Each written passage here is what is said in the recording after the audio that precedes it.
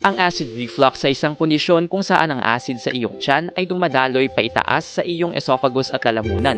Sa pagkakaalam natin, ang acid reflux ay may iba't ibang sanhi na nag-trigger o lumalala. Gayunpaman, ang muling paglitaw nito ay walang malinaw o eksaktong dahilan.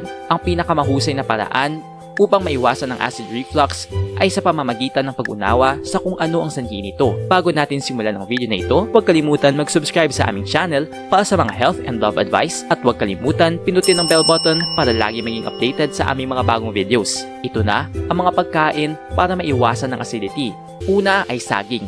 Ang saging ay may mataas na alkaline at fiber, kaya't makakatulong ito sa pagsasaayos ng asido sa tiyan.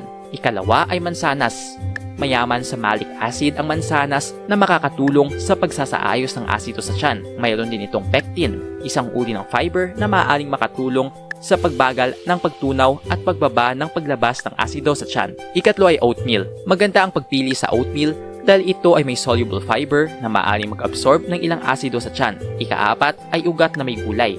Ang mga gulay na ugat tulad ng patatas, carrots at kamote ay mga pagkain na nakakatulong sa pagsasaayos ng asido sa tiyan dahil sila ay nagbubuo at nagdadala ng alkaline. Ikalima ay yogurt at gatas.